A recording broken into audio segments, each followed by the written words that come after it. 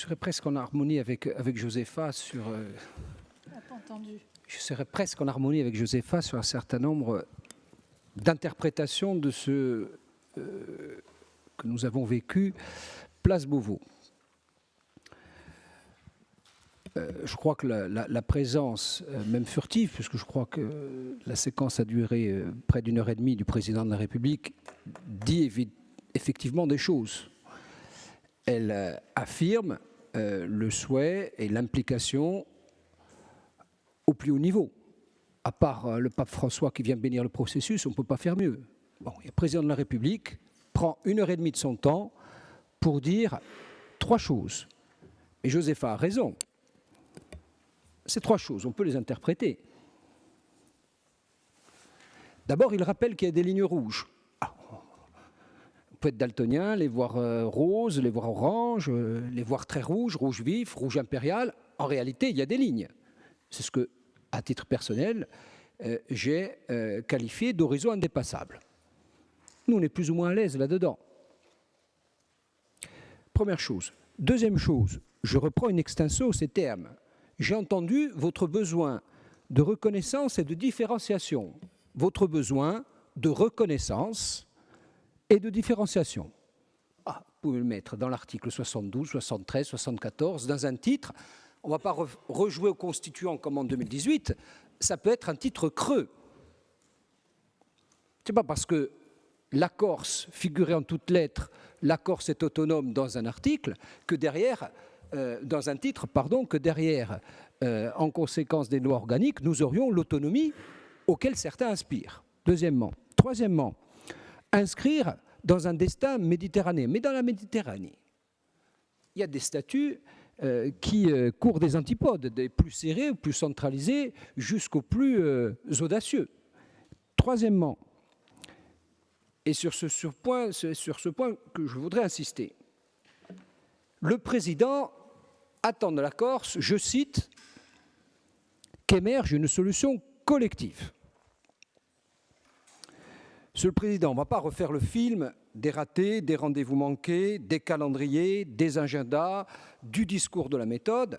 Force est de constater qu'aujourd'hui, au stade où nous en sommes, probablement la majorité, et je vous le concède, est affûtée du point de vue strictement institutionnel. Probablement.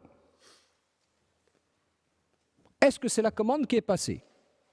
Si oui, alors, dans le droit fil que vous avez évoqué, vous consultez vos amis au sens le plus large, l'opposition, quelques représentations plus ou moins vives de la société civile, et vous pouvez être prêt pour dire voilà le titre auquel nous aspirons pour qu'il figure dans la Constitution.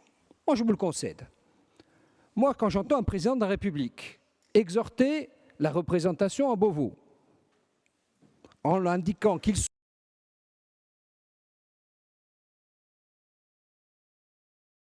émerger une solution collective, je ne l'interprète pas, stricto sensu, comme l'expression d'un titre qui devrait figurer dans la Constitution.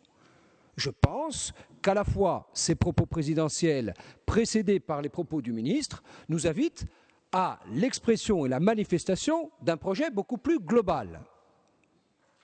Alors, à ce stade, moi je ne sais pas s'il y a un problème au démarrage, si vous avez un problème de passage à l'acte, prenez une AMO, après tout, on prend bien des AMO pour la traversée de je ne sais quelle route territoriale ou pour creuser et faire passer une canalette. On peut prendre une AMO en termes de méthodologie pour essayer de nous accompagner. On n'y arrive pas. À ce stade, nous sommes réunis un jeudi soir de 20h30 à 22h45 avec le discours introductif de la présidente de l'Assemblée, le discours introductif du président de l'exécutif et le discours introductif, très court, je dois le concéder, du président de la Commission des finances. Moi, je ne sais pas comment on va y arriver, mais ce que je sais en l'espèce, ce que je devine, ce que je présage, ce que je pressens, et j'en suis heurté, c'est qu'au mois de mars, nous ne sommes pas en ordre de bataille pour, à l'été, dire voilà quel est le projet d'autonomie que nous voulons, auquel nous aspirons au sens plus ou moins large, premièrement. Et deuxièmement, quels sont derrière ce projet d'autonomie, parce que, accessoirement, il faut peut-être convaincre les Corses. Il y a eu des élections. Les élections, elles ont eu lieu. C'est très bien. Mais ça, c'est un peu le syndrome du président Macron. Hein.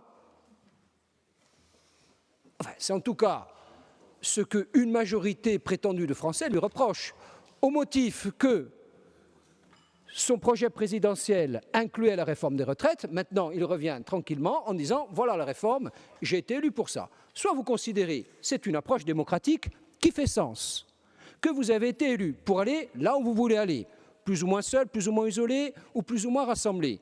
Et à ce moment-là, il n'y a plus rien à faire, vous y allez, vous déposez ça ici, il y aura des gens dans la rue qui seront contents ou pas, des gens dans leur foyer qui seront contents ou pas, et là on est prêt. Soit on est beaucoup plus ambitieux et on répond à la requête du président de la République qui souhaite voir émerger une solution collective, et ce n'est pas seulement un travail institutionnel. Sans quoi, on va avoir deux blocs qui s'affrontent, qui seront aux antipodes, il y aura une fertilité institutionnelle, en face de laquelle se dressera une stérilité, je dirais, opérationnelle. Et ça ne peut pas fonctionner comme ça. Vous ne pouvez pas dresser les deux camps. Il faut que les deux bouts se tiennent. Il faut à la fois être ambitieux, vous l'êtes, on sera d'accord ou pas, nous on fixera des limites, mais vous les connaissez déjà, du point de vue institutionnel. Mais si on ne fait pas la démonstration, pour nous, référendum à l'appui, que nous nous fixons ensemble des objectifs, c'est-à-dire des objectifs en termes de politique publique. Une politique publique, c'est quoi? C'est des objectifs, des moyens et des contrôles d'évaluation. Si nous ne sommes pas capables de dire, dans les mois, dans les semaines qui viennent, aux Corses, voilà à quoi sert l'autonomie, voilà pourquoi nous devons inscrire un titre, un article, un alinéa dans la Constitution, mettre en perspective ces objectifs, les moyens qui s'y attachent, le calendrier, l'agenda qui est relié, à ce moment-là, quelques-uns se feront plaisir. Mais on va laisser beaucoup de gens sur le carreau. Nous, on vous le répète, on vous l'a dit, Madame la Présidente vous a dit « Ci fas buccia u fiori e speranza ». O vemus buccia sam u fiori speranza. O vade sbucciata beboi. Nous, on ne va pas vous le réitérer jusqu'à l'infini. Le risque aujourd'hui, les grands, et je finis là-dessus, c'est du reste, parce que la leçon des exemples vaut mieux que celle des préceptes, ce qui s'est déjà passé à Beauvau l'après-midi. Qu'est-ce qui s'est passé à Beauvau l'après-midi? On a esquissé les uns les autres nos propositions sur le foncier. Et donc, qu'est-ce que vous avez? Vous avez un boulevard dans lequel s'engouffre le ministre en disant « voilà nos propositions », c'est le syndrome des PowerPoint, et puis vous avez les contrariés. Dans les contrariés, vous avez la position de l'exécutif, la proposition des ou de l'opposition, et on va avancer comme ça. À la réflexion et à l'aboutissement de cette démarche-là, il n'y a pas ce qu'a demandé le président de la République et ce à quoi nous vous exhortons depuis des mois, il n'y a pas l'émergence d'une solution collective.